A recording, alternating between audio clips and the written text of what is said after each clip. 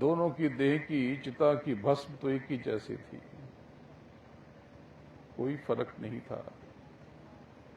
और एक बात समझ लो, अगर आपको लगता है कि आपको इस जीवन में कम मिला है, आपको इस जीवन में कष्ट बहुत है, तो आपको जो कुछ भी मिला है वो अच्छा है या बुरा है, इससे बेहतर नहीं हो सकता था, इससे अच्छा नहीं हो सकता था। अगर दर्द है तो इससे कम दर्द आपको नहीं मिल सकता था। क्यों?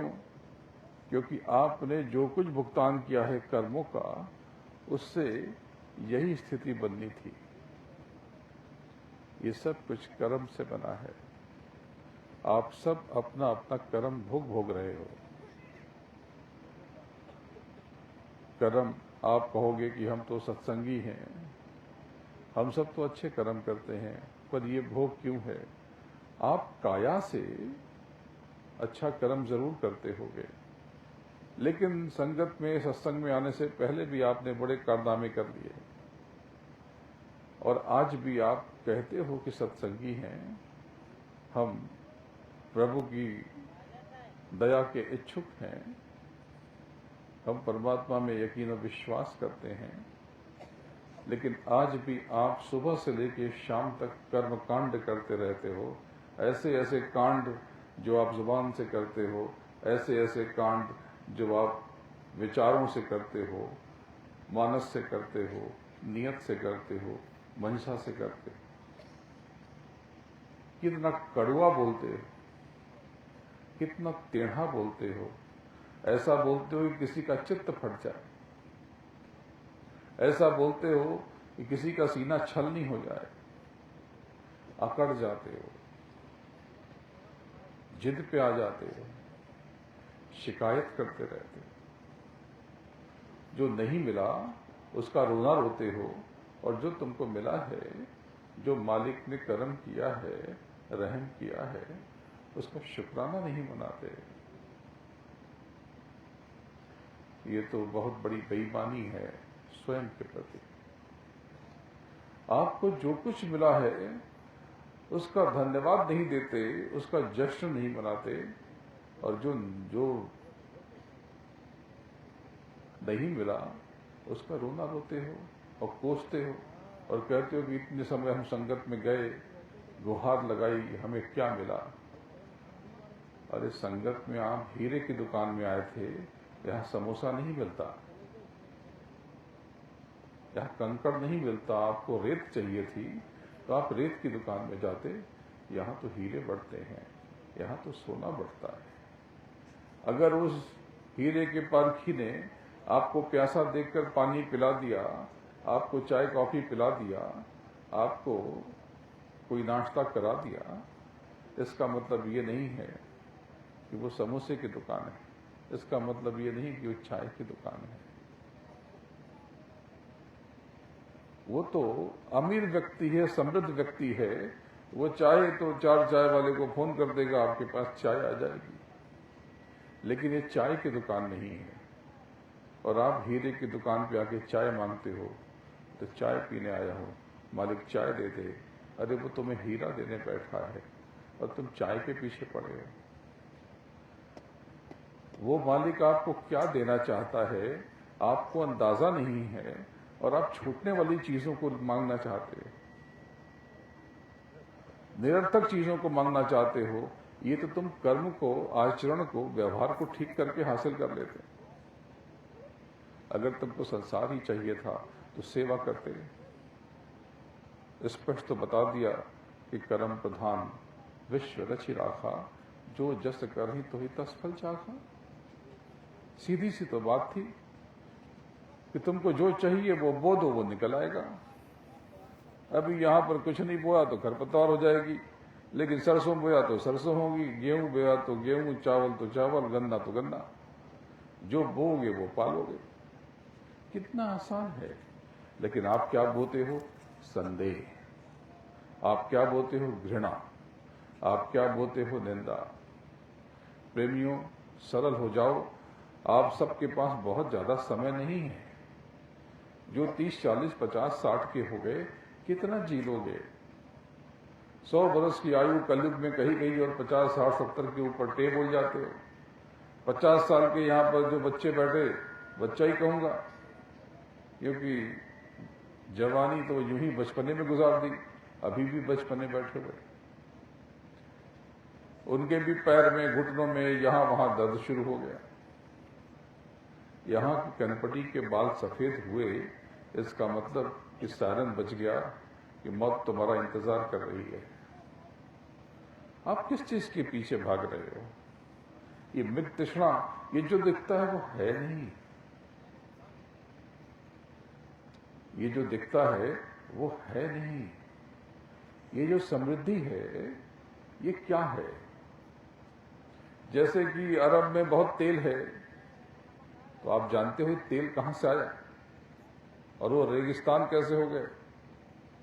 वो तेल पूरी मानव सभ्यता वहां पर जमींदोज हो गई। ये पहले उनको निचोड़ दिया गया और जो पीस गए तो तेल बन गए। पशु, पक्षी, मवेशी और मनुष्य, ये सब वहां तेल बन गए। ऐसे ही आप सबका भी तेल निकलेगा कर्मानुसार। प्रेमियों, मृत्यु का एहसास बड़ा भयानक है। मैं आपको आगाह करता हूं, मौत का अनुभव बहुत विचित्र होता है उनके लिए जिन्होंने मृत्यु की तैयारी नहीं की। उनके लिए मृत्यु बहुत पीड़ादायक बन जाती है, कष्टप्रद बन जाती है, दुखदायी बन जाती है। लेकिन जिन्होंने अपने सदगुरु की चरणों पे शीश नवाकर उनके चरणों में खुद को अर्पित और समर्पित कर दिया और उनके दिखाए मार्ग पर आगे बढ़ गए, जिन्होंने शब्द की धार को पकड़ लिया वापस और जो एक धारा में उतारे गए थे, अब वो राधा बनकर के अपने स्वामी की तरफ अंतर में राधा स्वामी, अंतर में जय गुरुदेव, जय जय गुरुदेव किए चले जा रहे। उनके लिए मृत्यु बहुत आनंद की बात हो जाती है। उनके लिए, गुरुमुखियों के लिए मृत्यु बहुत सुंदर एहसास है। मनमुखी मौत से घबराते हैं क्योंकि ये मन इंद्रियों के घाट पर बैठा हुआ और इंद्रियों के घाट पर बैठकर इतना उत्पात करता है, इतना उपद्रव करता है, ऐसे ऐसे कारनामे करता है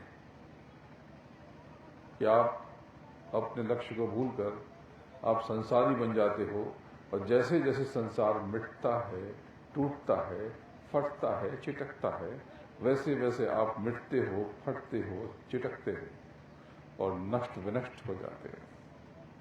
लेकिन आप सदगुरु के चरणों में शीश नवाते हो और उनको अंगीकार कर लेते हो, स्वीकार कर लेते हो। सदगुरु आपका अपने अंतर में आलिंगन कर लेता है। आप स्वयं को सदगुरु के चरणों में सौंप देते हो। सब सौंप दिया है इस जीवन का, सौंप दिया इस जीवन का, सब भार तुम्हारे हाथों में और आप उसकी मौज में आप आगे बढ़ते हो, गुरुमुखी हो जाते हो, तब आप मालिक को पा लेते हो, आप निजधाम पहुंच जाते हो, आप उस गुरु में मिलकर स्वयं गुरु हो जाते हो और सत्य में, सार में लीन विलीन होकर आप भी सत्य हो जाते हो, आप भी सार हो जाते हो।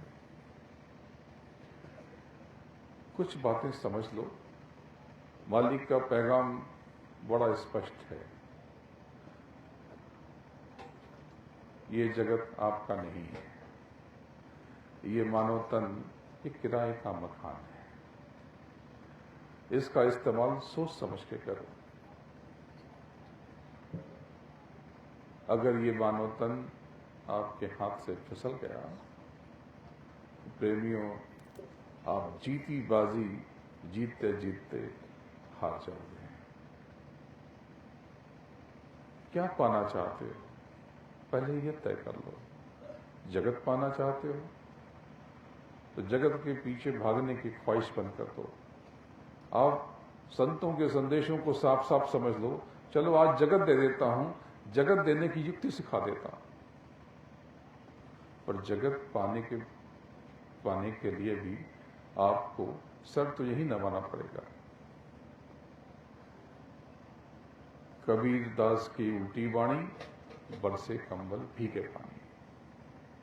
इसी में सारा सार है, सूत्र है। जो पाना है वो पालो।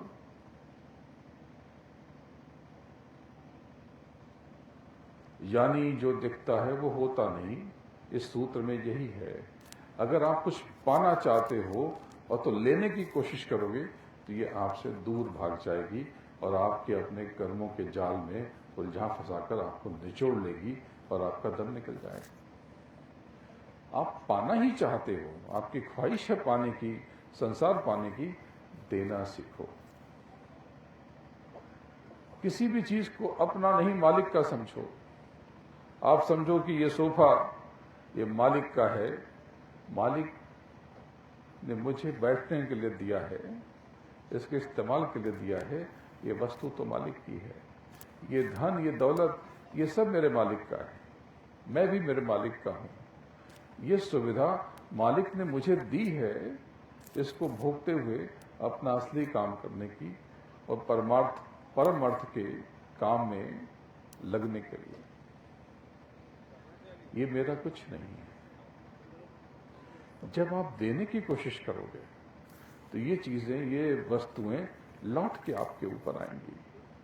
अब आपको क्या चाहिए आप तय कर लो। अगर आप धन चाहते हो तो धन दे दो, आप धान्य चाहते हो, अच्छा भोजन चाहते हो तो धान्य से सेवा करो, आप वस्त्र चाहते हो तो वस्त्र से सेवा करो। लेकिन आप मालिक को पाना चाहते हो, अपने घर जाना चाहते हो तो स्वयं को ही मालिक के चरणों में अर्पित कर दो। और तेरा तुझको अर्पण क्या लागे मेरा।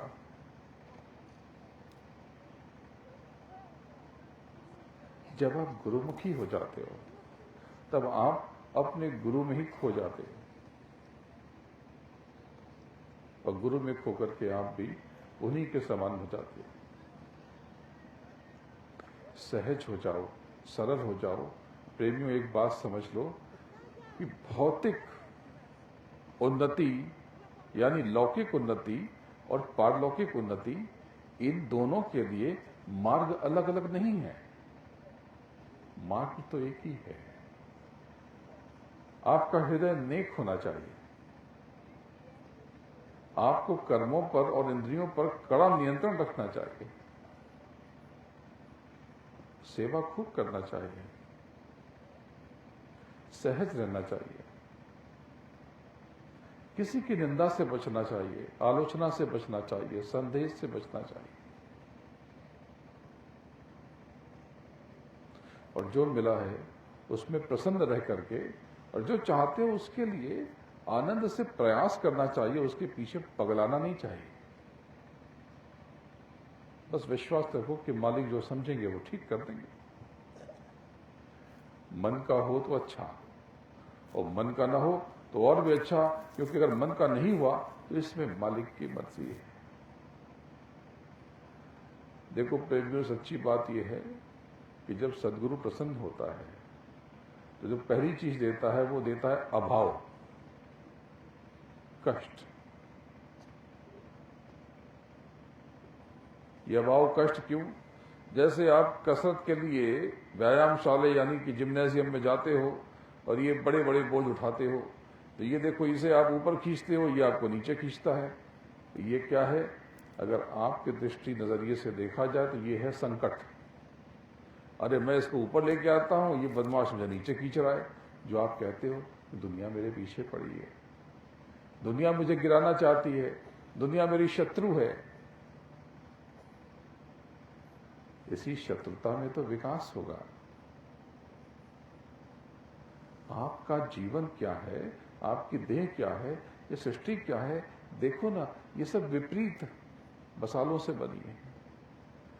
जल है तो अग्नि है, जल है तो वायु है, अग्नि है तो वायु है, धरती है तो आकाश है।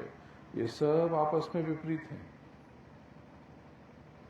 और इसी विपरीत में ही गति है, इसी विपरीत में ही ये पूरा मजमा है, ये पूरा जलवा है। एक बात समझ लो कि आपकी इच्छा का हो तो ठीक है, और आपकी मन का नहीं हो रहा, ये बहुत अच्छी स्थिति है। जैसे आप समझो कि आपकी जीवन की गाड़ी चलने में बहुत परेशानी आ रही है। फर्स्ट सेकंड गियर में भी गाड़ी बहुत धीमे धीमे चल रही है, थर्ड फोर्थ गियर का तो नंबर ही नहीं आ रहा। इसका मतलब समझते हो? इसका मतलब कि आप तरक्की कर रहे हो, आप ऊपर की तरफ जा रहे हो। लेकिन अगर ऐसी कोई चीज है कि जीवन बहुत मजे में चल रहा है, आराम से चल रहा है, जीवन की गाड़ी बिना चलाए चल रही है, बिना इंजन ऑन किए चल रही है, सब अपने आप हो रहा है, आप पतन की तरफ वो नीचे जा रहे हो। इस जगत की तासीर को पहचानो, चिंता मत करो, सदगुरु पर, गुरु महाराज पर यकीन रखो, पूरा विश्वास रखो। अरे मालिक ने तो कितनी बड़ी चीज दे दी आपको, जय गुरुदेव नाम। इस कलयुग में ये जय गुरुदेव नाम को जगा दिया कि कलयुग केवल नाम आधारा, सुबह सुबह नर उतर ही पारा। इसके पहले गुरु महाराज ने राधा स्वामी नाम से जीवों को नाम का दान दिया, और फिर गुरु महाराज ने इस कलयुग के संकेत को देख करके, कलयुग की वस्तु स्थिति को देख करके उन्होंने जय गुरुदेव नाम जगाया। जय गुरुदेव नाम आज के कालखंड में सबसे शक्तिशाली नाम है, सबसे शक्तिशाली नाम है।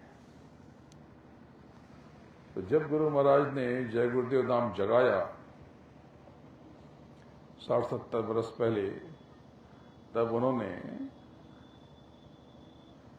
आपको भविष्य का संकेत दे दिया और उन्होंने प्रार्थना शुरू करा दी इस नाम को जगाते ही, और इसमें सब कुछ बता दिया कि जय गुरुदेव, जय गुरुदेव, जय गुरुदेव, जय जय गुरुदेव। इस प्रार्थना को पूरी संगत में सत्संग के आखिरी में, जब आप अपना सत्संग करते हो तो अधिकतर जगह पे आखिर इसी से पूर्ण विराम करते हैं। लेकिन आपने देखा कि अभी प्रेमियों ने आरंभ में किया, क्यों? आपको बताने और याद दिलाने और मालिक का संकेत जाहिर करने। गुरु महाराज ने मुझे आदेश निर्देश दिया कि नए जीवों पर दया करके इस भेद को बसंत पंचमी में खोल दो। तो ये जो बसंत पंचमी 2 फरवरी को बीती है 2025 में, इस संवत्सर की, उसमें ये राज जाहिर कर दिया गया कि जय गुरुदेव, जय गुरुदेव, जय गुरुदेव, जय जय गुरुदेव। ये क्या है?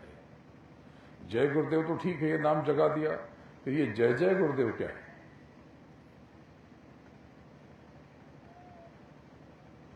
जय जय गुरुदेव भी जय गुरुदेव है। गुरु महाराज ने बताया कि जब घोर कलयुग की तरफ बढ़ोगे और जब कुदरत का कोहराम मचेगा और तब काल दयाल की टक्कर होगी, जब सतयुग की अगवानी का समय होगा, तो बहुत बड़ा सफाया हो जाएगा। तब ये जय गुरुदेव नाम को जितना तुम आदर दोगे, इसके आगे अर्पित समर्पित हो जाओगे, इसको प्रणाम करोगे, दंडवत करोगे, नमस्कार करोगे, शीश नवाओगे और इसके ऊपर सब कुछ सौंप दोगे, तब ये जय जय गुरुदेव, यानी एक जय लगा के आपने प्रणाम कर दिया, तब ये जय गुरुदेव नाम जब इसको आदर दोगे, ये कवच की तरह तुम्हारी रक्षा करेगा। तो ये जय जय गुरुदेव दरअसल ये प्रणाम है जय गुरुदेव नाम को। जैसे नमन करते हो, संस्कृत में शब्द है नमः, और जय, जय भी प्रणाम के लिए इस्तेमाल होता है। जय सिया राम, जय श्री कृष्ण, जय गणेश, जय राम जी की जय, जय जय। यहां तक कि हिंदू धर्म से जो अलग थलग होकर के अलग धर्म बन गए, जैसे जैन धर्म, वहां भी इस जय का इस्तेमाल किया जाता है। स्तुति में जय जय जय जय, जब भी किसी की स्तुति करते हो प्रणाम करते हो तब भी जय का इस्तेमाल किया जाता है। यानी जय क्या है? आदर। नाम तो जय गुरुदेव ही है, लेकिन जय गुरुदेव नाम को आदर, और ये नया नहीं है, ये आप सब ने न जाने कब से प्रार्थना की, जय गुरुदेव, जय गुरुदेव, जय गुरुदेव, जय जय गुरुदेव। अब आप घोर कलयुग की तरफ बढ़ रहे, जब न तो किसी नीति का कोई मतलब, न किसी नीतिगत मूल्यों का मतलब, न धर्म का मतलब, न संस्कार का मतलब। लोग संस्कार विहीन होते जा रहे, लोग धर्महीन होते जा रहे। हर कोई यहां पर धोने के लिए आया है। सबको अपने कर्म पता है, यहां यूं ही इतनी भीड़ नहीं है। ये जो 40 किलोमीटर दूर लोग इतना स्नान कर रहे हैं, मतलब क्या है? सब जानते हैं ना अपने कर्म को। सब धोने आए, और क्या धोने आए? गमछा नहीं, सबको पता है,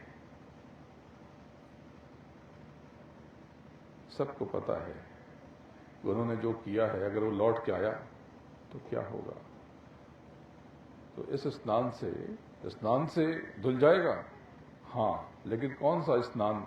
वो कुंभ आपके भीतर जब तक नहीं होगा, बात नहीं बनेगी। आपको शब्द में स्नान करना पड़ेगा,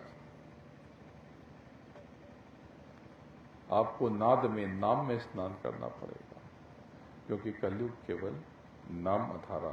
नाम यानी नाद, यानी शब्द, जिसको वो आसमानी आवाज कहते हैं और बाइबल वर्ड्स कहती है। आपको पता ही नहीं कि कितना बड़ा मार्ग आपको मिला है, कितना बड़ा रास्ता मिला है।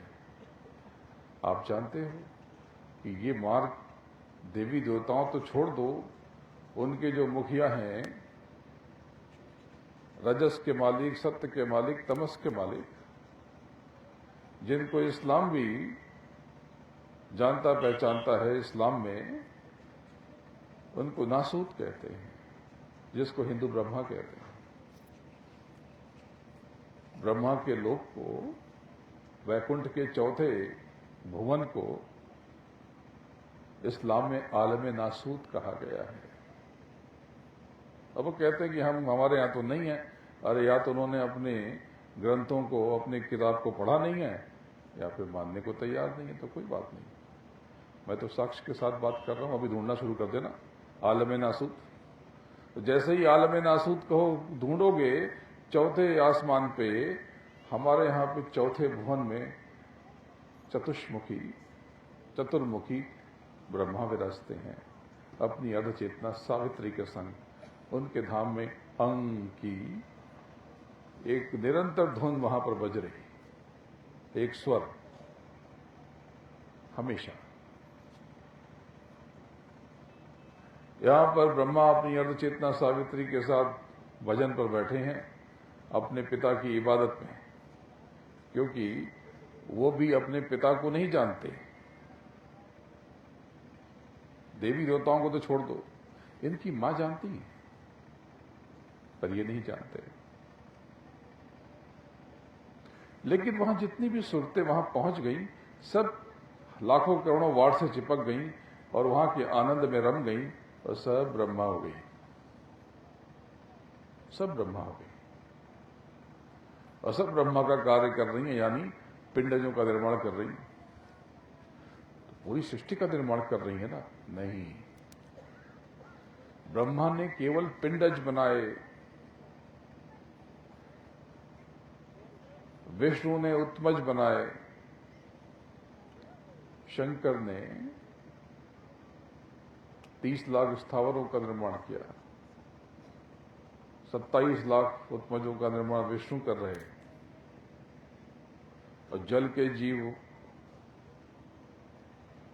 और अंडज का निर्माण स्वयं जगदम्बा कर रही।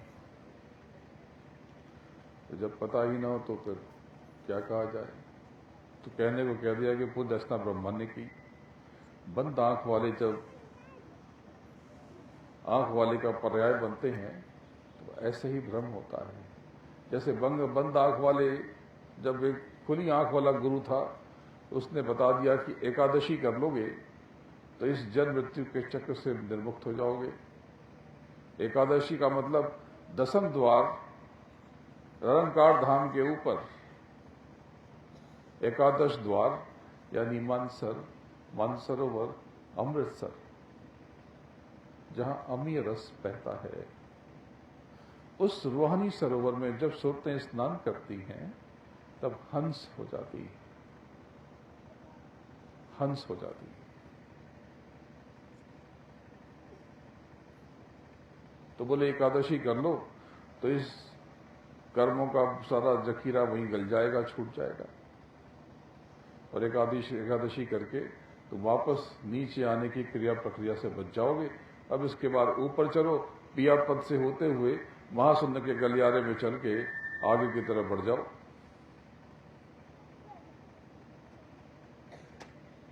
तो पूछा कि एकादशी क्या है, तो उन्होंने बताया जो बैठ गए थे गद्दे पर, जब ये खुली आंख वाले चले गए तब उसको बोल दिया, एक आया बोला बढ़िया चारपाई है, और वहां चादर बिठा दिया और बोलेगे कि भाई यहाँ पे गुरु जी का गद्दा ले आओ। गुरु जी का गद्दा रख दिया, चादर बिछा दी, अब बोलेगे गुरु जी अपना गद्दा हमको दे गए। अरे आध्यात्म में कोई गद्देदार नहीं होता, तख्त नशीन नहीं होता, ये कोई विक्रमादित्य का सिंहासन नहीं है। यहां तो नाम की कमाई करनी पड़ेगी। अगर उस पूरे गुरु का कोई उत्तराधिकारी है तो वो हर जीव हो सकता है जिसने नाम की कमाई करके पूर्ण हो गया, परिपूर्ण हो गया, उसने अपने मालिक को पा लिया, सत्य को, सार को पा लिया, और उस सार में जाकर के वो संत हो गया, और फिर उस महाचेतना के आदेश से उसने काम संभाल लिया। तो ये हो सकता है, ये जिसको नाम का दान खुली आंख वाले ने दिया है, ये हो सकता है। लेकिन जिसने नाम की कमाई नहीं की और वो गद्दे पे बैठ गया, बोले कि नहीं हमको तो लिख के गए हैं, तो दूसरा कहेगा कि नहीं हमको तो बोल के गए हैं। ये देखो भाषण उनकी बातें देखो हमने रिकॉर्ड कर ली हैं। प्रेमियों, सूरज का कोई पर्याय नहीं होता। इस सूरज का कोई उत्तराधिकारी है नहीं। कोई शम्मा, कोई चराग, कोई मोमबत्ती, कोई कंदील, अरे सूरज ही अपना उत्तराधिकारी है, इसका कोई उत्तराधिकारी नहीं होता। तुमको लगता है कि ये डूब गया, 6 बजे 7 बजे तुमको लगेगा कि ये डूब गया, अरे वो लंदन में अभी भी चमक रहा, और अमेरिका में तो वो अभी अभी उगा है। तुमको लगता है कि डूब गया, सूरज न कभी डूबा न कभी डूबेगा। प्रेमियों, सच्ची बात सुनना चाहते हो तो आज सुन लो कि गुरु महाराज थे और गुरु महाराज यही सीधी बात है, यही सीधी बात है। ये मैं नहीं कह रहा, मालिक के वचनों को याद करो।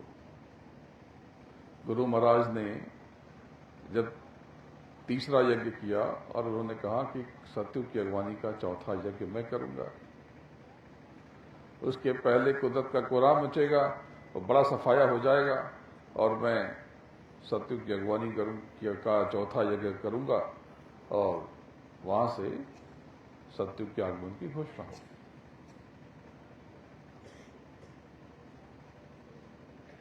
तो क्या इनकी ये बात असत्य हो जाएगी? कदापि नहीं।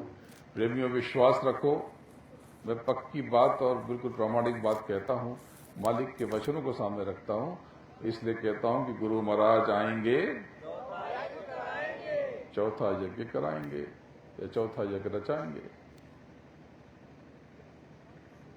मालिक ने तो स्वयं कह दिया आपको कि प्रेमियों मैं चाहूं तो 400 साल रह जाऊं। अरे वो सनामी ने आपको देखकर कहा कि 400 साल, अरे वो तो अनामी है, उसकी महक से, उसकी खनक से, उसकी मौज से पूरी कायनात थिरकती है, वो स्थिर है, सब उसके चारों तरफ घूम रहे, उसके चारों तरफ अगम, अलग और सत्य उसकी परिक्रमा कर रहे, और पूरी कायनात सत्य की परिक्रमा कर रही, यानी पूरी कायनात उस अनामी की परिक्रमा कर रही। अरे वो अनामी चाहे तो 400 नहीं, 4,000 और 4 लाख और 4 करोड़ साल तक रह जाएं। तो प्रेमियों, गुरु महाराज थे और गुरु महाराज और गुरु महाराज, ये सत्य, ये उनके वचन है। भाई कहने को मैं कह देता ना प्रेमियों, मैं इतना श्रम कर रहा हूं मालिक के आदेश पर, तो मैं कह देता कि गद्दे पर अब मैं भी बैठ गया हूं, ये गद्दा मेरा भी, 3-4 गद्दे हो गए तो चौथा या 5वां गद्दा मेरा भी लगा दो। प्रभु कैसे कहूं जब मैं जानता हूं कि सत्य क्या है, हकीकत क्या है, ये सब मालिक की मौत से है। देखो मैंने अभी तक मैंने न तो कोई मठ बनाया ना आश्रम। आश्रम मैंने बहुत एरे बनाए, लाखों करोड़ों। मैंने आप सबके हृदय में घर बना लिया, आश्रम बना लिया। देखो कितने लाखों लाख आश्रम बना लिए संसार में।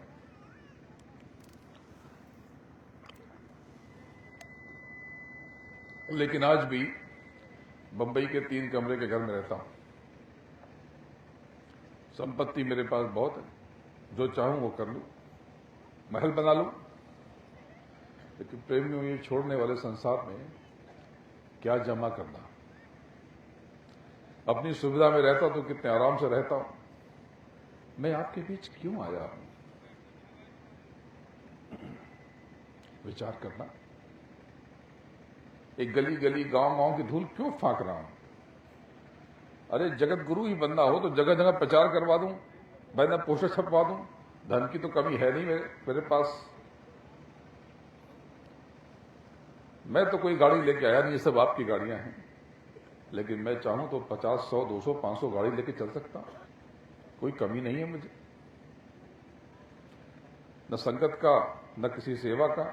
इस देह का जो अर्जित किया हुआ या इस देह को जो विरासत में मिला, वही इतना है कि आपकी सोच से बहुत ज्यादा। तो मेरे लिए तो बाएं हाथ तक खेले पे भी।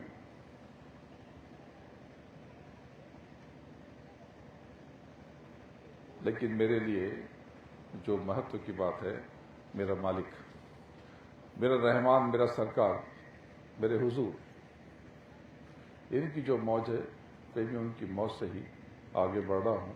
उन्हीं का पैगाम लेकर आप तक आया हूं। मैं कौन हूं इसकी पहचान कैसे करोगे? कोई कुछ भी कह दे मान लोगे? कैसे मान लोगे? तो कोई कौन है इसकी जांच आप कैसे करोगे? मैं क्या हूं, कोई क्या है, ये इतना महत्वपूर्ण नहीं है। महत्व की बात तो यह है कि आप क्या हो और कौन हो, इसकी पहचान कर लो, इसकी जांच कर लो, पड़ताल कर लो। अगर आपको आपका बोध हो जाए तो बात बदल जाए। मैं एक व्यक्ति को जानता हूं, कलकत्ते में रहते हैं, बड़े पुराने प्रसंगी परिवार से हैं, बड़े पुराने प्रेमी हैं, मुझसे भी बहुत प्रेम करते हैं, बहुत संकट पे रहते हैं,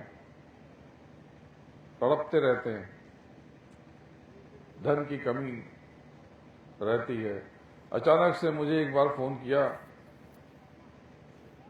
कि मुझे पता चल गया हमारे पूर्वजों की बहुत जमीन है बिहार में। कहीं पर हमारे पूर्वजों की हजारों एकड़ जमीन है, लेकिन उसका कागज नहीं मिल रहा।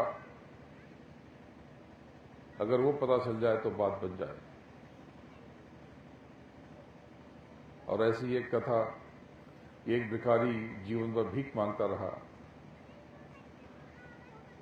अभाव में रहा, खाने का ठिकाना नहीं था, हफ्ते में 7 दिन खाना नहीं मिलता था। आज मिले तो कल का भरोसा नहीं, कल मिले तो परसों का ठिकाना नहीं। और वो तड़प तड़प कर अभाव में, धन की कमी से वो मर गया, इलाज नहीं हो पाया। जब उसका झोपड़ा, उसकी झोपड़ी तोड़ी गई, उसकी मड़ई तोड़ी गई, तो अंदर जमीन पोली हो गई थी। और जब अंदर देखा लोगों ने खोद करके, तो अंदर बेशकीमती खजाना गड़ा हुआ था। ये या वो जो कलकत्ते वाले प्रेमी की कहानी किसी व्यक्ति की कहानी नहीं है, ये आप सब की कहानी है। आप सब सम्राट हो, आप सब बादशाह हो, आप सब महाराजा धीराज हो और खुद को कंगाल समझे बैठे हो। बस एक बार लौ लग जाए, अंदर नाम का दीप जल जाए, तो आपको अपने महल का एहसास हो जाए। दीपक 12 नाम का महल भया उजियार।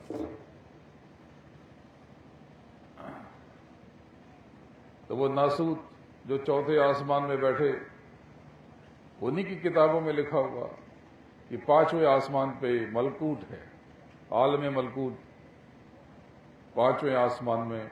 हमारे यहाँ कहते हैं कि बैकुंठ के 5म खंड में, 5म भुवन में विष्णु का वास है। यानी उसको, जिसको वो मलकूट कहते हैं, आप उनको विष्णु कहते हैं। और उन्हीं क्या लिखा हुआ कि 6ठे आसमान पर जबरूत वास निवास करता है, आलम जबरूत में। हमारे यहाँ कहते हैं कि बैकुंठ के 6ठे खंड में, 6ठे चरण में देवों के देव महादेव का वास है।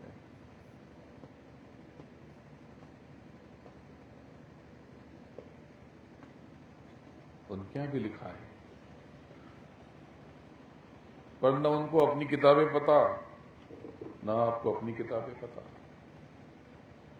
अगर आप यहां पर इन्हीं को आपने पढ़ लिया होता तो यहीं से मालिक को पाने का रास्ता मिल गया होता, क्योंकि इनको भी अपने मालिक का पता नहीं, अपने पिता को नहीं जानते ये, और इनके पिता भी अपने पिता को नहीं जानते।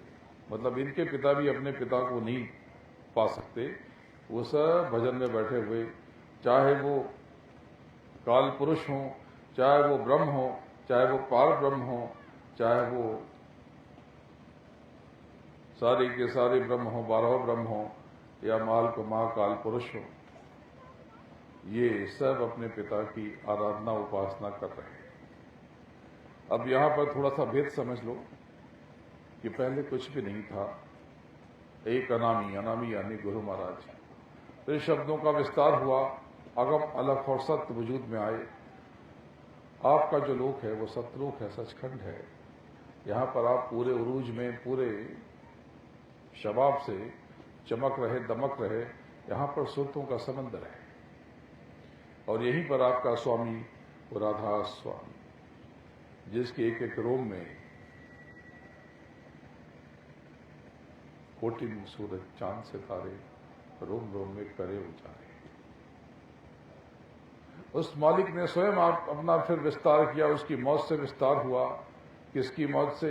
अगम की मौत से नहीं, अलग की मौत से नहीं, सत्य की मौत से, सार की मौत से, पूर्ण ब्रह्म। यानी इन्हीं को सियाराम कहते हैं, इन्हीं को राधेश्याम कहते हैं, इन्हीं को हक कहते हैं, इन्हीं को अकाल पुरुष कहते हैं। इन्होंने अपना विस्तार किया और नीचे महाशून्य तक पूरी रचना हो गई, और महाशून्य के बाद पुनः विस्तार आगे बढ़ा, और नीचे सहस्दल और सारे ये 3 लोक, 9 खंड, पूरी ये मृत्यु लोक मंडल की रचना हो गई। और उन्होंने 16 पुत्रों को नीचे का राज दे दिया।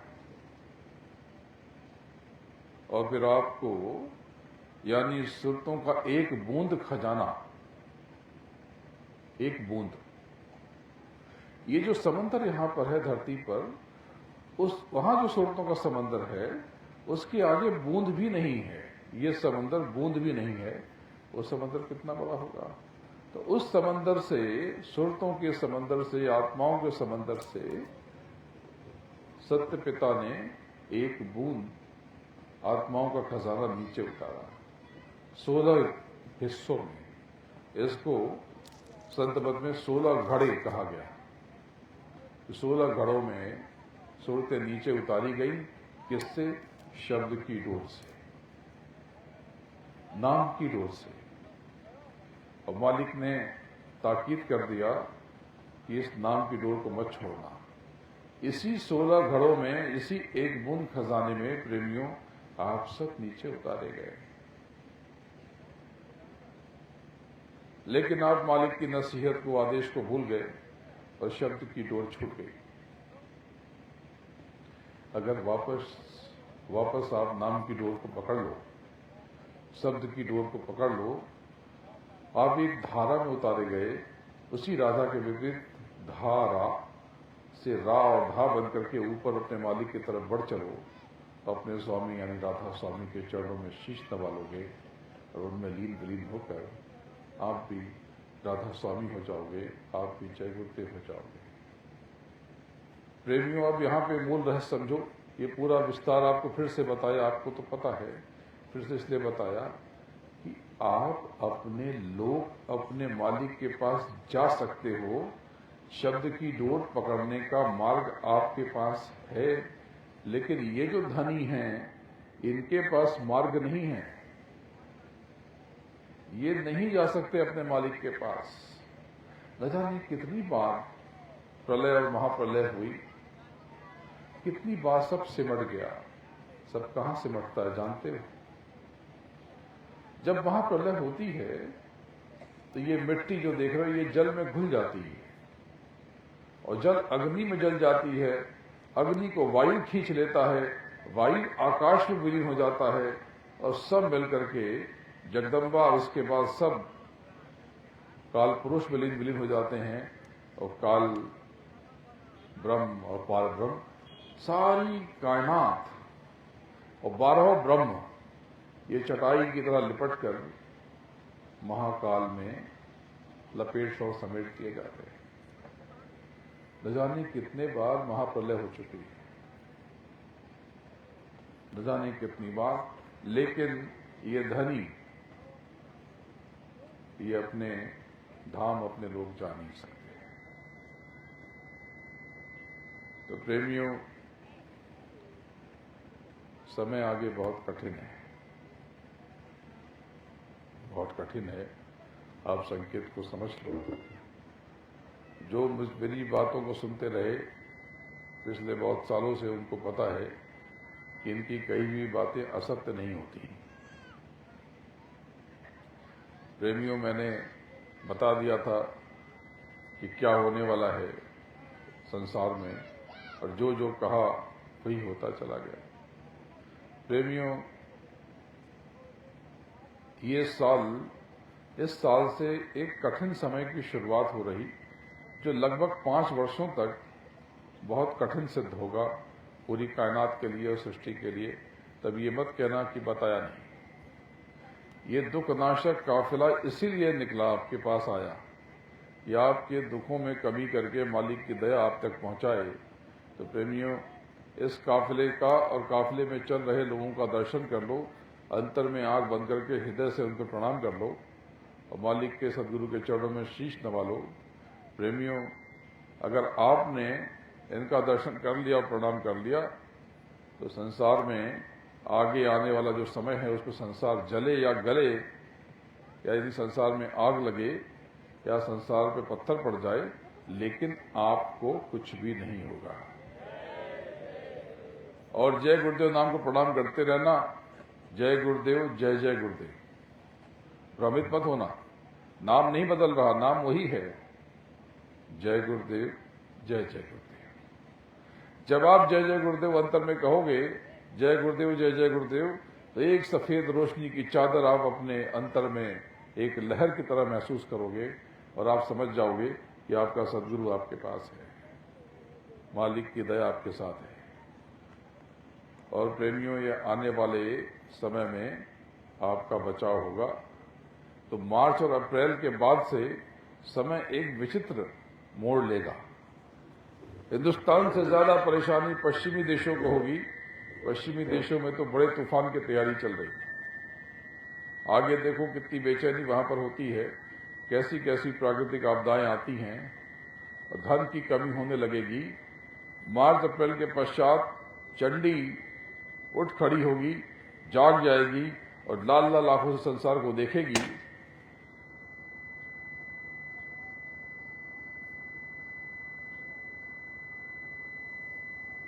और फिर मशाल लेके पुनः निकल पड़ेगी, जैसे पहले निकली थी एक बार। गुरु महाराज ने आपको बताया था कि चंडी मशाल लेकर निकल पड़ेगी, फिर से चंडी मशाल लेकर के निकलने वाली है और अगले 5 वर्षों में देश दुनिया का पैसा समेट लेगी। और आप और संसार धन की कमी से हैरान हो जाएंगे कि हमारा धन कहां चला गया, दिखाई नहीं पड़ता, लुप्त हो गया। सोने चांदी की कीमतें बढ़ेंगी, लेकिन तत्काल नहीं, उसमें समय लगेगा। बड़े पैतरेबाजी होगी, बड़ी उतार और चढ़ाव के साथ आप ये सब मंजर और दृश्य देखोगे। आगे जब कोहरा मचेगा तो अनाज के लाले पड़ जाएंगे, खाने पीने की चीजों के लाले पड़ जाएंगे। प्रेमियों, तब जिनके पास जमीनें होंगी खेती की, वो जिंदा रह जाएंगे और जो सेवा करते हैं वो बच जाएंगे। तो प्रेमियों, सेवा खूब करना, सेवा खूब करना, मालिक को अपने भीतर सुमिरते रहना। तो मालिक आपसे बहुत प्रेम करता है, उसे शुक्राना, हमेशा शुक्राना करना। स्वामी गुरु अंगद देव जी महाराज बहुत बार कथा सुनाई है, जो मुझे सुनते रहते हैं, उन्होंने बहुत बार मेरे मुख से कथा सुनी है या कहीं और से भी सुनी होगी, लेकिन आप सबको सुना देता हूं।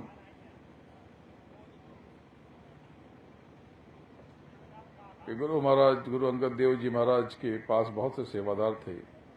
उनके डेरे में, डेरा यानी आश्रम, उनके डेरे में बहुत से सेवादार थे, बड़ी सेवा करते थे। उनमें रूप सिंह भी थे। रूप सिंह बहुत मेहनती व्यक्ति था, गुरुमुखी, अपने लिए कुछ सोचा ही नहीं, सब जो कुछ करेंगे गुरु महाराज करेंगे। उसकी सांसें गुरु के नाम से खुलती थीं और गुरु महाराज के नाम से ही वो रोता सोता था। गुरु महाराज के नाम से हंसता था, गुरु महाराज के नाम से रोता था। पढ़ा लिखा था नहीं, परिवार बहुत बड़ा था, बहुत अभाव में रहता था। जाने क्यों गुरु की दया या मौज, हमेशा धन का अभाव रहता था। तो आज मिल जाए तो कल का ठिकाना नहीं, कल मिल जाए तो परसों का नहीं पता। स्थिति बहुत अच्छी नहीं थी, लेकिन पूरा परिवार मजे में रहता था। एक दिन गुरु साहब बहुत प्रसन्न हुए और उन्होंने कहा कि बोल रुपए क्या मांगता है, तो मैं क्या दे दूं? तो रूप सिंह ने कहा कि गुरु साहब मैं क्या बताऊं, मैं तो अनपढ़ आदमी हूं, पढ़ा लिखा हूं नहीं, क्या मांगा जाता है मैं कुछ जानता ही नहीं हूं। हाँ, अगर आप आदेश दें तो मैं अपने परिवार से, घर वालों से पूछ के आपको बता सकता हूं कल। गुरु साहब मुस्कुरा दिए, बोले कितना भोला है, इसके ऊपर कितनी बड़ी दया होने जा रही, और ये कहता है कि घर वालों से पूछ के बताऊंगा। अरे कुछ भी मांग लेता, ये जमीन आसमान मांग लेता, पूरी कायनात मांग लेता, या अपने निजधाम को मांग लेता, जो चाहता वो मांग लेता, इसको अता कर दिया जाता। पर कुछ कहा नहीं उन्होंने। घर पे भिन्न भिन्न मत थे। मां ने कहा जमीन मांग लो, खेती करेंगे। पत्नी ने कहा कि मकान ले लो, नीचे के खंड किराए पे दे देंगे, ऊपर रहेंगे। किसी ने कहा दुकान मांग लो, किसी ने कहा पद मांग लो, किसी ने कहा राज मांग लो, किसी ने कहा धन मांग लो, किसी ने कुछ कहा, किसी ने कुछ कहा। उसने सर पकड़ लिया, कुछ समझ नहीं आया। बहुत बड़ा परिवार था, जितने मुंडी उतने विचार। अचानक उसकी नजर अपनी 6-7 साल की बिटिया पे गई। उसने कहा कि सबसे पूछा है तो बच्ची से भी पूछूंगा। बच्ची के पास गए कि बच्ची तू बता कि मैं क्या मांगूं। बच्ची ने कहा कि पिताजी अगर आप आदेश दे तो गुरु साहब से मैं ही मांग लूं। वो खुश हो गए, बोले बस तो तू ही मांगेगी। सबने समझाया, अरे ये बच्ची है, खिलौने मांग लेगी, मिठाई मांग लेगी, कपड़े मांग लेगी, इतना बड़ा अवसर तुम गंवा दोगे। रूप सिंह ने कहा कि कुछ भी हो जाए, अब मांगेगी तो ये बच्ची ही। मेरे पास तो मेरा रब है, मेरा सदगुरु है, मेरा रब है तो सब है, फिर क्या मांगना। अब बच्ची को ही मांगने दो। बच्ची को कंधे पे बिठाया, लंबे चौड़े थे, दूर से ही नजर आ गए, देखा कंधे पे बच्ची बैठी हुई है। गुरु साहब डेरे के बाहर कुछ काम करवा रहे थे, जोर से आवाज दी, आ गया रूपे। रूप सिंह ने की, जी हुजूर, जी गुरु साहब। पास आए, चढ़ बंदगी की, प्रणाम किया, दंडवत किया, उनकी नजरों में निहारा, दया की भीख गुहार की। फिर गुरु साहब ने नजर से नजर मिलाई और बोला, बोल रूपे,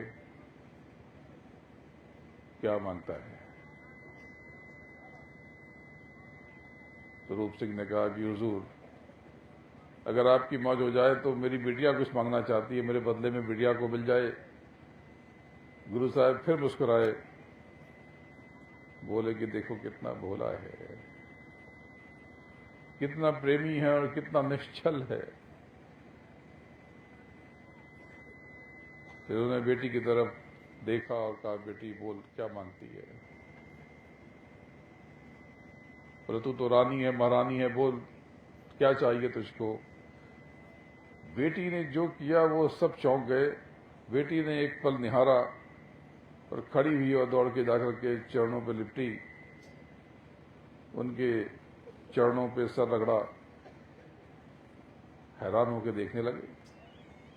और फिर ऊपर देखा, अपने मालिक को निहारा और मुस्कुराई और हाथ जोड़ दिए, बोले, मालिक आप है तो सब है, अब क्या मांगना। मालिक आप हो तो हमें किसी चीज की चिंता नहीं है, सब कुछ हमारे पास है, यकीन कीजिए, विश्वास कीजिए, सब मिल गया है। रही बात खाने पीने की, तो वो तो खाना हम खा ही लेते हैं, कभी दिन में एक बार, कभी 2 दिन में एक बार, तो हमें आदत है खाली पेट रहने की।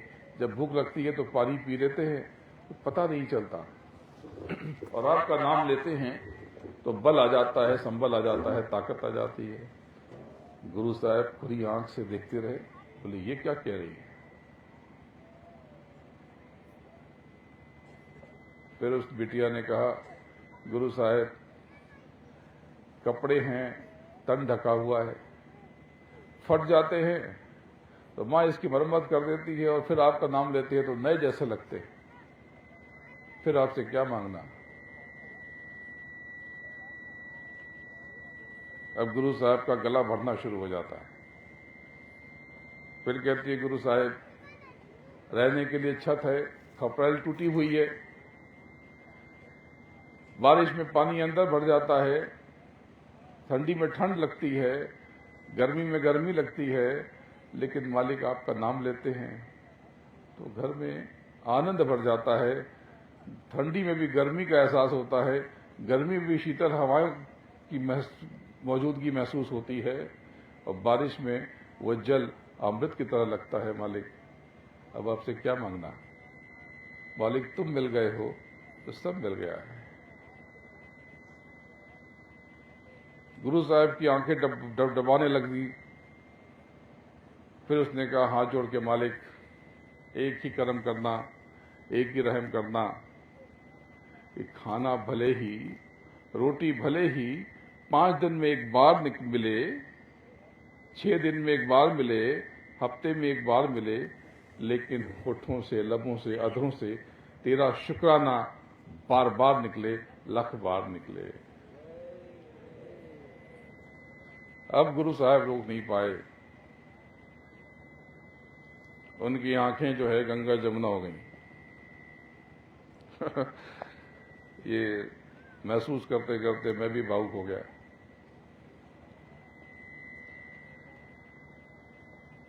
उन्होंने सर घुमाया, अपने 2 इशारे से अपनी आंखें पोंछी और लंबी सांस ली, जैसे काल को हुक्म दिया, इसका सारा हिसाब किताब यहीं पर नष्ट होता है। काल कुछ नहीं कर पाया। काल के गण वही निशब्द खड़े रह गए और वो लहराकर, झूमकर उन्होंने रूप सिंह की तरफ देखा, बोले, जा रूपे जा, आज से तेरा दर भी भरा रहेगा और घर भी, और आज से तू परम पद को पाएगा। तब से बाबा रूप सिंह का लंगर पंजाब में आज भी चलता है। इस घटना को 400-500 बरस हो गए होंगे, लेकिन आज भी वहां पर हजारों लोग भोजन करते हैं और वहां पर लोग नाम की कमाई करते हैं। बोलो जय गुरुदेव। तो प्रेमियों, मालिक का शुक्राना अदा करते रहना। मालिक तेरा शुक्राना, तूने बहुत कुछ दिया है। आप देखो आपको क्या नहीं मिला, आपकी स्थिति पहले क्या थी, और ये दुनिया मिल भी जाए, ये दुनिया किसको पूरी पड़ी है, किसको पूरी पड़ी है। तो प्रेमियों, जब आप नाम की कमाई करोगे और शब्द की डोर थाम करके मिलोनी गांठ को खोलोगे, मिलोनी गांठ तो तीजे तिल पे लगी, ये जड़ और चेतन की गांठ है। ये 5 तत्व और 3 गुणों की गांठ है। जल, पृथ्वी, अग्नि, वायु, आकाश, और सत्वगुण, रजोगुण, तमोगुण की गांठ है। जब इस गांठ को खोलते खोलते ही विलोनी जैसे खुल जाती है, जीव को, आत्मा को, सूरत को एहसास हो जाता है वो कुछ और है। ये देह वो नहीं है। ये देह तो किराए का मकान है, इसमें ये कुछ क्षणों के लिए है।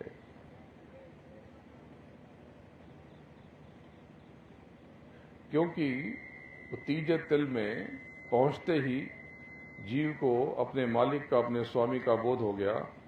वहां पर देखा जहां से अपार प्रकाश प्रस्फुटित हो रहा, वो गुरु के दाहिने नख का, गुरु के अंगूठे के नख का एक छोटा सा टुकड़ा है। इसी को इस्लाम में दूज का चांद कहते हैं, नाखून की तरह है, देखो। और हिंदू इसको चरण कमल कहते हैं।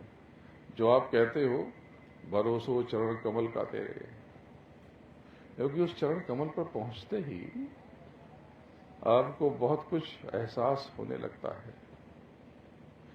यही गुरुद्वारा है, यही पुंगी फल है और नारियल है, नैवेद्य है, और यही मधुबन और कुंज गली है जहां पे रास करते थे श्री कृष्ण। वो देह का रास नहीं था, ये सूरत और मालिक का रास था। यहीं पर असली रास होता है, या रास की शुरुआत हो जाती है। जैसे ही जड़ चेतन की गांठ खुलेगी, आपको अपने मालिक का एहसास और बोध होने लगेगा, मालिक का भान और ज्ञान होने लगेगा। प्रेमियों, जब तक ये गांठ नहीं खुलेगी मिलोनी, तब तक बात बनेगी नहीं। इसके लिए करना क्या है? इसके लिए आपको मन को इंद्रियों के घाट से हटाकर सूरत के घाट पर बिठाना होगा। ये थोड़े से प्रयास से हो जाएगा।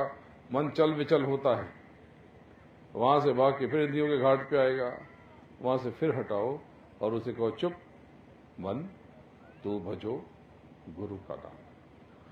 और फिर अपनी देह जो कल्पना करो कि नीचे उसमें से सूरत बाहर निकल गई और सारे 10 प्राण निकल चुके हैं, तो समझाओ कि दया मेहर से नर्तन पायो, मत करना अभिमान, मन तू भजो गुरु का नाम। और जैसे ही ये उससे बताओगे, अब उसकी मौत की झलक दिखलाओगे, वो हिल जाएगा, मन कांप उठेगा, और साथ में बुद्धि, चित्त और अहंकार भी नतमस्तक होने लगेंगे, चुप होने लगेंगे। और धीरे धीरे अभ्यास करते ही जैसे ही एक शब्द इसके चारों तरफ लिपटा, ये आपकी पूरी कहानी बदल जाएगी। जो आप कहते हो कि साधन भजन बनता नहीं, बनता इसलिए नहीं क्योंकि आपने मन को इंद्रियों के घाट पर बैठे रहने दिया, बैठे रहने दिया।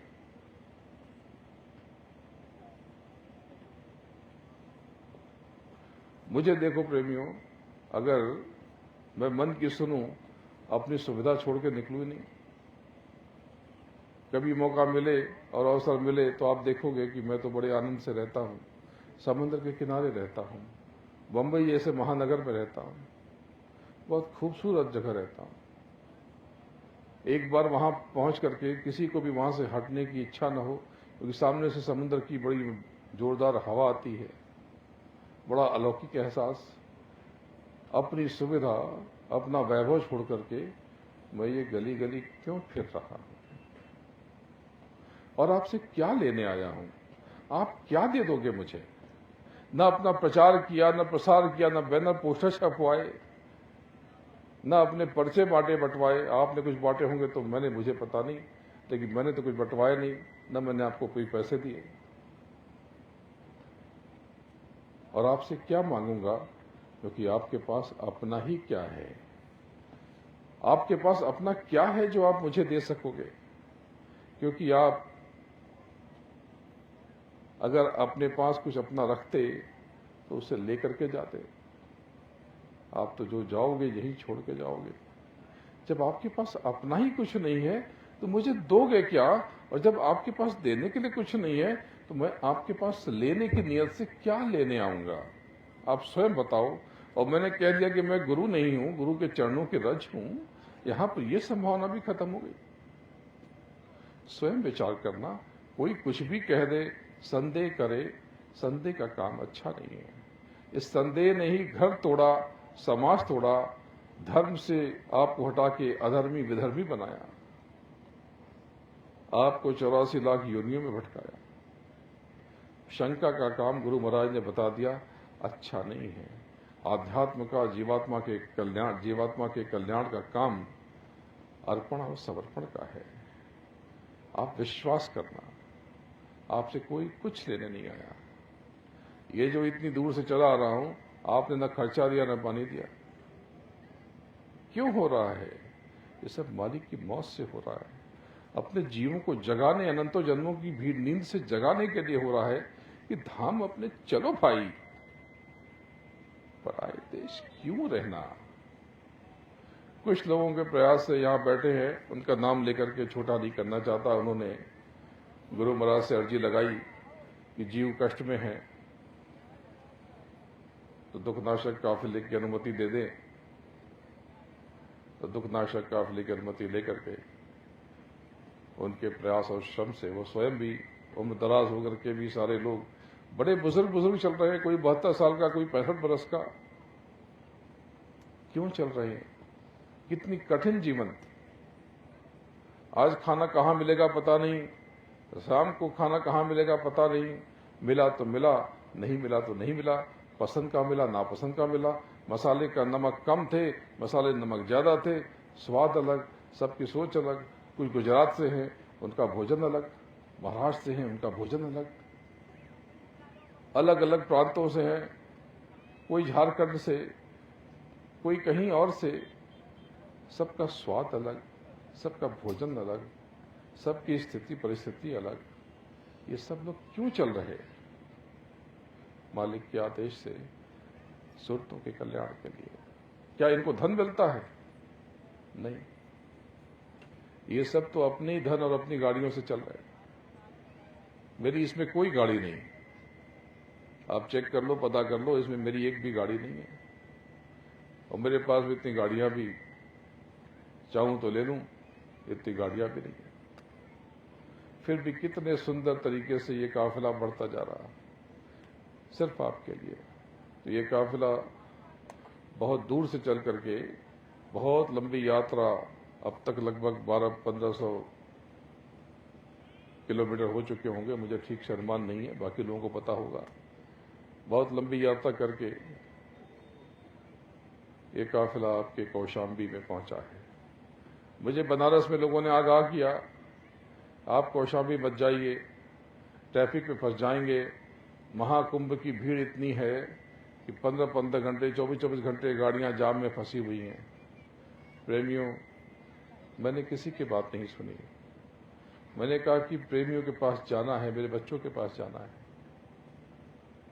मुझे कौशाम्बी जाना है तो मैं जाऊंगा, भले ही मैं रात को 2 बजे पहुंचूं या दोपहर को 2 बजे पहुंचूं, मुझे वहां जाना जरूर है। समय लग गए। हम कल शाम को 4 बजे के आसपास निकले, 4 बज के कुछ जरा सा ज्यादा, और यहां पे रात को बहुत देर से पहुंचे। बहुत थकाने वाली यात्रा थी। लेकिन आपको निहारा देखा तो वो थकान छूमंतर हो गई। प्रेम इतना गहरा था। मेरा और आपका रिश्ता केवल प्रेम का है, और क्या है? ये रूहानी इश्क है। मेरा इश्क, आपका इश्क, इसमें कोई लेन देन नहीं, कोई स्वार्थ नहीं। ये सच्चा प्रेम है, ये सच्चा इश्क है। तो प्रेमियों, सच्ची बात यह है कि मैं आपका हूं और आप मेरे हो। जल्दी से कुछ बात बताना चाहता हूं। प्रेमियों, गुरु महाराज ने 3 महायज्ञ किए। हुजूर ने कहा कि कलयुग में कलयुग जाएगा और कलयुग में सतयुग आएगा। तो अभी जो मैंने बताया कि तीसरे यज्ञ के पश्चात काशी में वो यज्ञ बड़ा अद्भुत था। जाने कितनी बार हुजूर ने प्रयागराज में महाकुंभ लगाया, इतनी भीड़ हुई, इसका चर्चा है। उन्होंने तो बहुत बड़ा जनमानस, ये तो इतने दिनों में इतने लोग आए, वहां तो 2-4 दिनों में इतनी भीड़, बड़े बड़े महाकुंभ लगाए। और काशी यज्ञ में तो गंगा के उस पार काशी के समक्ष एक नई काशी बसा दी थी, नया शहर बस गया था। ऐसा अद्वितीय अलौकिक वो दृश्य परिदृश्य मुझे आज भी याद है।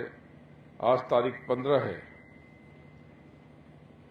वो भी तारीख 15 थी, 15 फरवरी से 25 फरवरी सन 1989, 79, जब काशी के उस पार महाकुंभ लगा था। ऐसा अद्वितीय यज्ञ किसी ने देखा नहीं। काशी वालों ने कहा कि हमने ऐसा यज्ञ नहीं देखा, और स्वयं काशी विश्व हुजूर ने कह दिया कि काशी विश्वनाथ इस यज्ञ में मौजूद होंगे। और एक बहुत बड़ा पक्षी, जैसे वो गाय का बच्चा होता है, बछड़ा, बछिया, उतनी बड़ी बकरी से बड़ा एक परिंदा, अजीब सा, न तो तोता की तरह था, न मैना की तरह था, न उल्लू की तरह था, न हंस की तरह था।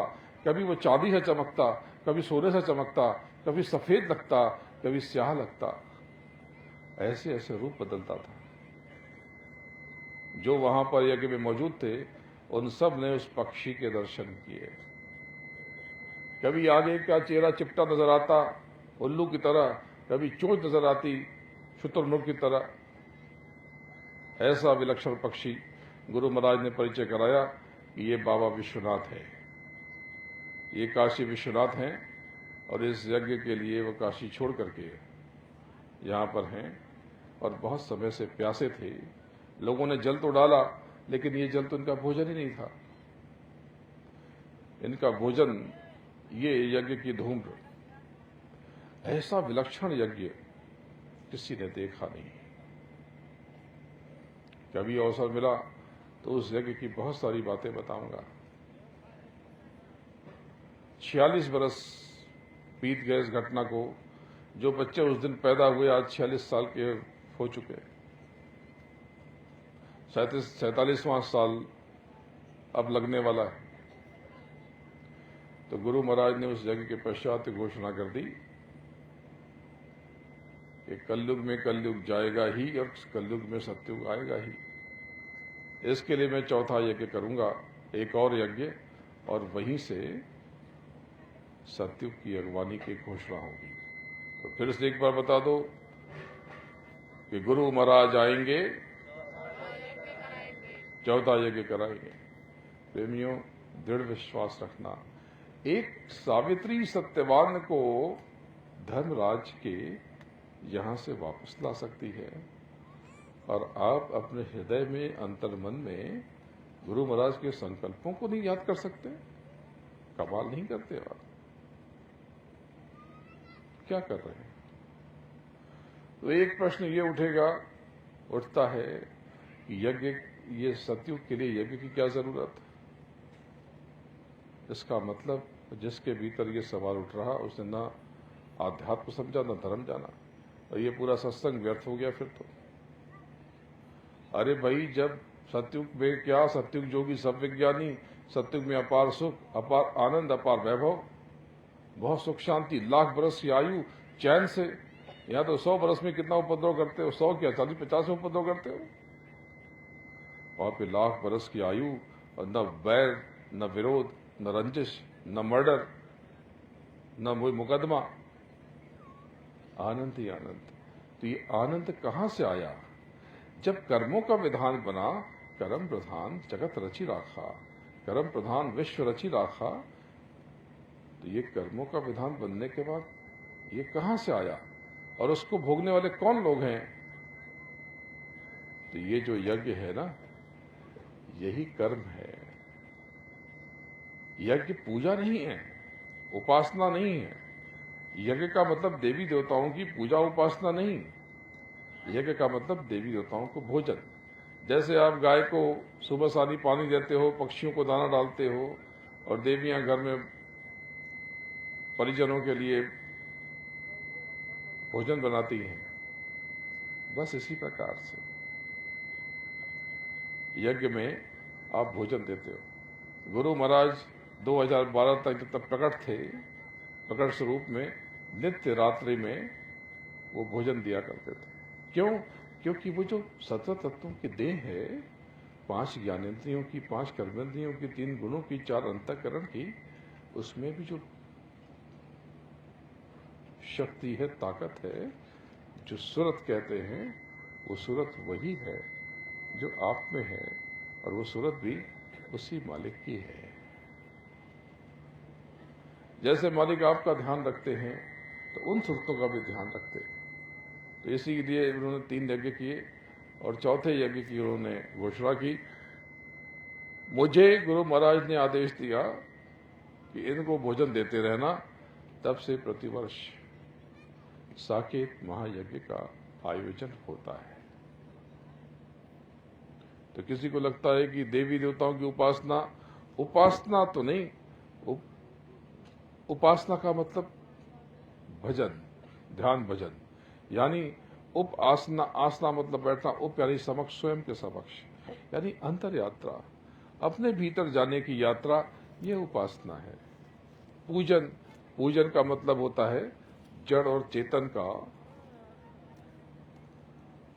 चेतन से चेतन का स्मरण। जड़ से चेतन का पूजन नहीं हो सकता।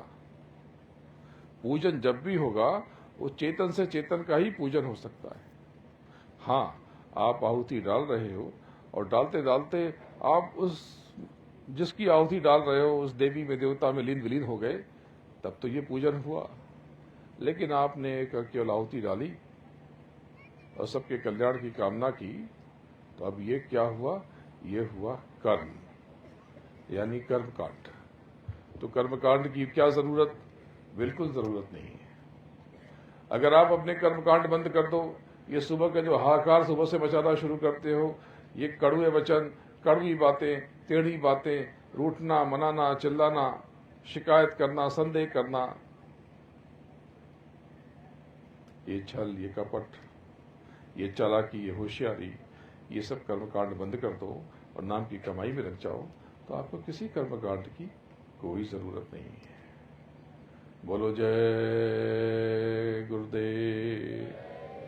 तो प्रेमियों, अब ये देखो, अब असली बात आपको एक और जरूरी बात बता दूं कि तब से प्रतिवर्ष साकेत महायज्ञ का आयोजन होता है।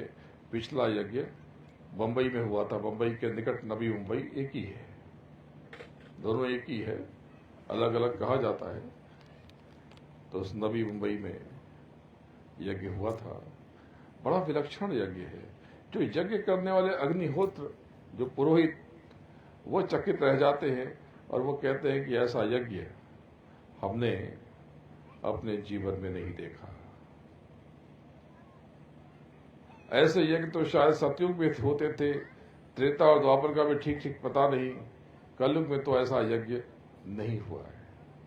क्योंकि ऐसी विशिष्ट औषधियों से आहुति किसी ने सोची भी नहीं।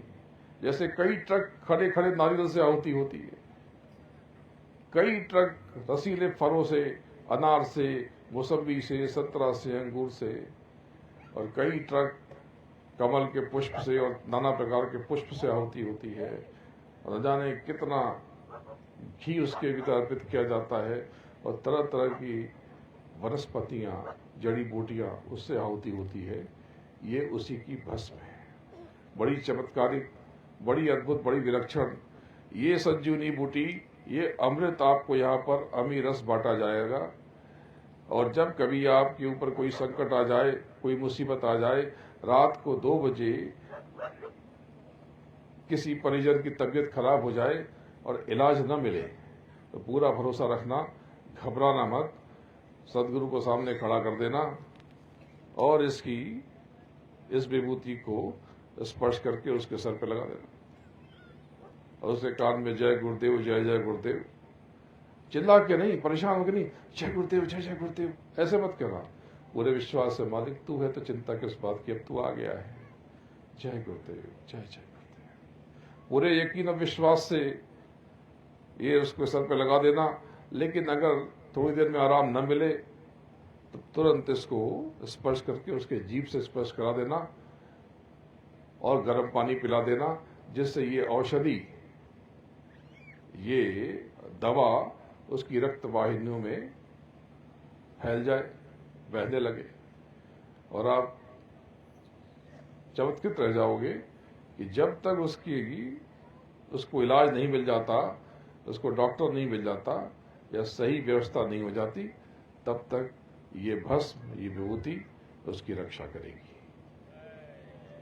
या कभी आप कानूनी पछड़े में पड़ जाओ, कोई झगड़ा हो जाए, कोई तनाव हो जाए, कहासुनी हो जाए या घर में झगड़ा हो जाए, तो चुपचाप जो घर के बुजुर्ग या जो शांत व्यक्ति हो, सबके सर पे लगा देना और घर में थोड़े से कपूर के ऊपर लौंग रख के पूरे घर में फैला देना, धुआं दिखा देना। क्यों, इसकी क्या जरूरत है प्रेमियों? ये जो क्रोध करते हो, इससे भी कालिख निकलती है, गंदगी निकलती है। ये गंदगी जितने समय तक पड़ी रहेगी वो बदबू करती रहेगी और दूसरे दिन भी एहसास होगा, अरे ऐसा हो गया था, तुमने ये कहा, तुमने ये कहा। तो उस गंदगी को झाड़ के निकाल दो तो पूरे घर में एक कपूर की सुगंध फैल जाएगी, तो स्थिति बेहतर हो जाएगी।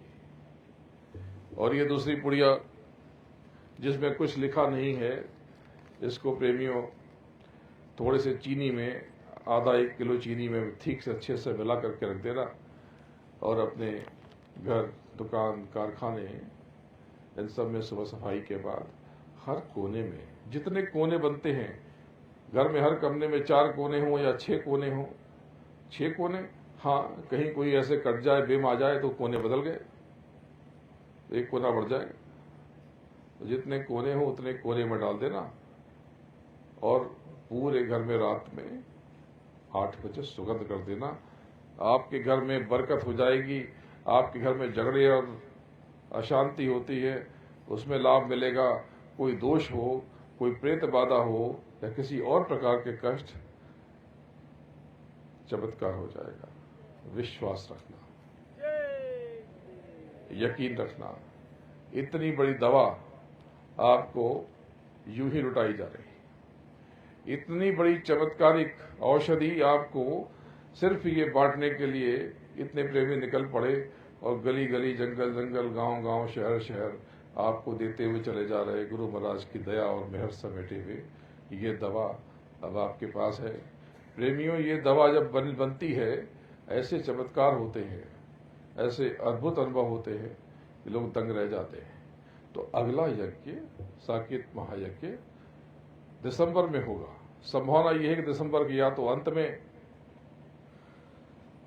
नए साल के आसपास, या थोड़ा 1 महीना पहले। ये कब होगा, ये तारीख की घोषणा कर दी जाएगी तो, और स्थान के बारे में बता दिया जाएगा। संभावना ऐसी है कि ये यज्ञ भी संभवतः बंबई या उसके आसपास हो, लेकिन अभी तक मालिक का आदेश निर्देश पूरा मिलते ही आपको बता दिया जाएगा।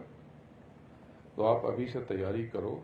और आप सब जितने भी हो, मैं आपको निमंत्रण देता हूँ, निमंत्रण ही नहीं देता, मनुहार करता हूँ और हाथ जोड़ के जिद करता हूँ, प्रेमी ये अवसर मत चूकना, ये अवसर मत चूकना। जो लोग वहां पर उपस्थित होंगे उनके ऊपर उस हवन कुंड से, उन यज्ञ वेदियों से निकला हुआ धूम्र यानी धुआं, उनके सबके ऊपर कवच बन जाएगा और आने वाले संकट और कंटक से उनकी रक्षा करेगा। प्रेमियों, ऐसा दिव्य माहौल होगा, पूरे संसार से लोग वहां पर आते हैं, अमेरिका से, लंदन से, कनाडा से, स्पेन से और यूरोप के अन्य भागों से, जाने कहां कहां से लोग वहां पर आते हैं। तो आप सब क्यों चूक जाओ, और कोई आपको कोई खर्चा नहीं। आप चाहो कर्मों की आहुति देना तो आप जो सेवा करना चाहो वो सेवा कर देना। अभी से एक गुल्लक बना लो, उसमें रोज कुछ न कुछ डालना शुरू कर दो, कभी 5, कभी 25, कभी 50, कभी 1, कभी 54, 58, जैसी सुविधा हो, और वहां पर जाकर के आहुति के लिए अर्पित कर देना। एक गुल्लक और बना लो, आने जाने का भाड़ा भी उसमें तैयारी कर दो। तो प्रेमियों, मैं आपको वचन देता हूं, यज्ञ के पहले जब आप उस गुल्लक को तोड़ोगे तो जितना धन डालोगे उससे ज्यादा निकलेगा। तो अभी से तैयारी में लग जाओ, आप सब कोई मत चूकना। देवियों, अभी से आप अपने घर में इसकी चर्चा शुरू कर दो। बंबई सुंदर जगह है, अच्छी जगह है, आप वहां पर आओ, गुरु महाराज की दया का वहां पर साक्षात अनुभव करोगे। बहुत अद्भुत वातावरण होता है। बड़े बड़े कलाकार बंबई के सिनेमा वाले आके सर झुकाते हैं, वहां पर अपनी आहुति देते हैं। कोई बड़े बड़े गायक वहां कोई गाता है, कोई प्रणाम करता है, नमन करता है। बड़े बड़े पदासीन लोग वहां पर आपको नजर आएंगे। ये छोटी मोटी बात नहीं है। बिना किसी बड़ी व्यवस्था के छोटे मोटे तरीके से इतना बड़ा आयोजन ये सरल नहीं है। तो प्रेमियों, अभी से आप तैयारी करो। आप सब जितने भी यहाँ बैठे हो, भले एक दिन के लिए आओ, 1 घंटे के लिए आओ, आप आना जरूर। इस बार का यज्ञ संभावना ये है कि 10 या 11 दिन का हो सकता है। तो अभी से तैयारी करो।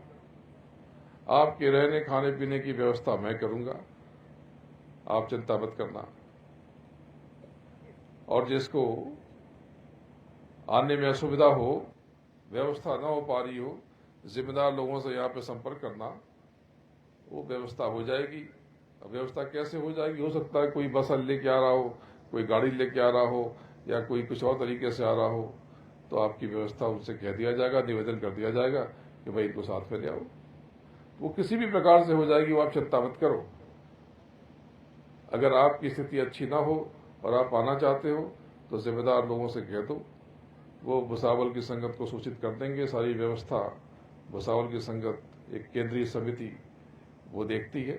और बाकी यहाँ के सारे जिम्मेदार लोग जिन्होंने इस काफिले की रूपरेखा बनाई, और भी बहुत से लोग यहाँ पर लगे हुए, आपके स्थानीय जिम्मेदार लोग जिनके प्रयास से ये आयोजन हो रहा, आप उनसे संपर्क कर लेना, वो सूचित कर देंगे। आपकी पूरी व्यवस्था हो जाएगी। कुछ भी हो, ये मौका चूकना मत। कुछ भी हो जाए, आप ब्याह में मत जाना, शादी में मत जाना, किसी और काम में मत जाना। आप यहाँ पर आके दया लेके जाना, और उस दया का आनंद आपके अंदर इतने दिनों तक रहेगा कि आप मस्त रहोगे और नाम की कमाई में मालिक की दया का स्पष्ट अनुभव करोगे। बोलो जय गुरुदेव। और एक बात और कह देता हूं कि मैं तो प्रेमियों को छू नहीं, मैं तो मालिक के चरणों की रज हूं। लेकिन मैं क्या हूं, ये कोई कह दे तो जानोगे कैसे? अगर मेरा परिचय करना है तो पहले आप अपना परिचय कर लो, अपने अंतर में उतरो और सब देख लो। बस मैं बहुत भावुक होकर के सिर्फ इतना ही कहता हूं कि प्रेमियों, सच्ची बात तो ये है, मैं आपका हूं और आप मेरे हो। मैं आपका हूं और आप मेरे हो। नहीं तो और कौन सा स्वार्थ और कौन सा लेना देना? बस लेन देन यही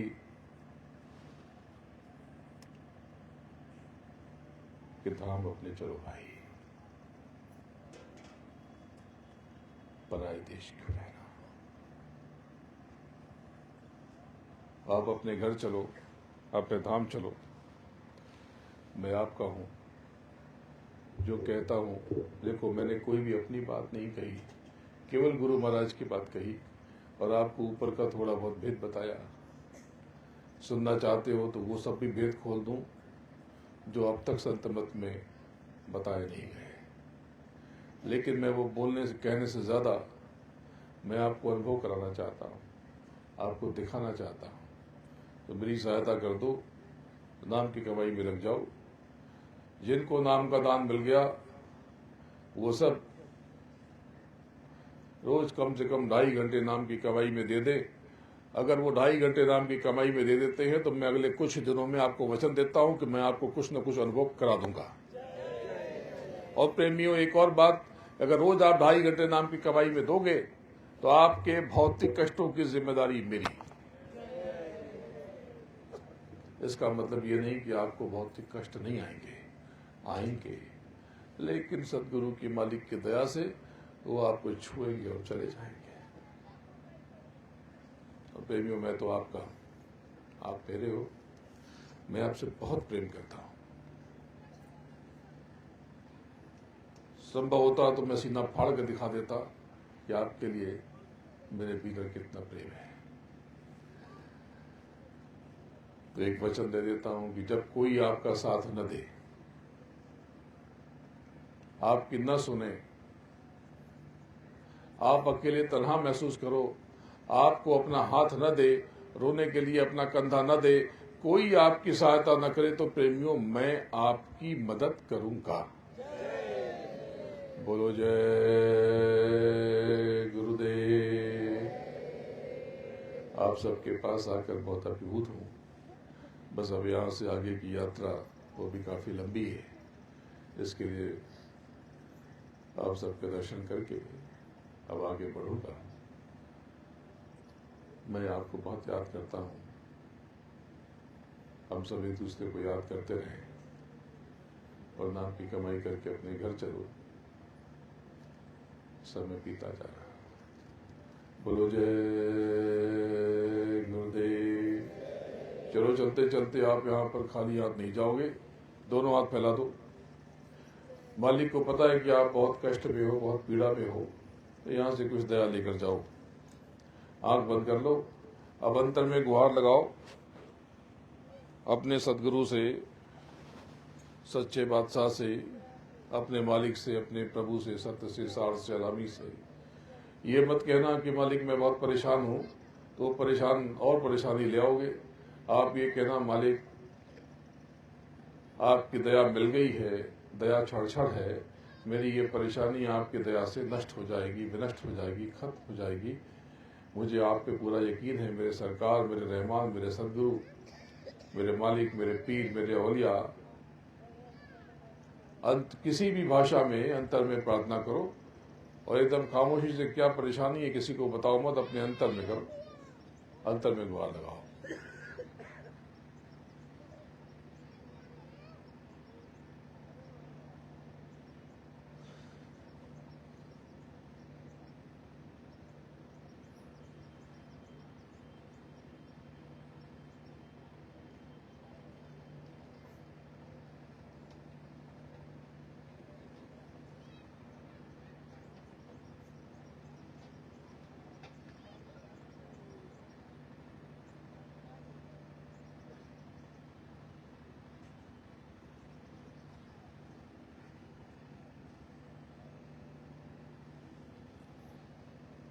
जय गुरुदेव। जय जय गुरुदेव। जय गुरुदेव नाम किसका? जय गुरुदेव नाम किसका? गुरु महाराज के चरणों में बार बार नमन करता हूँ और आप सबको प्रणाम करता हूँ। जय गुरुदेव।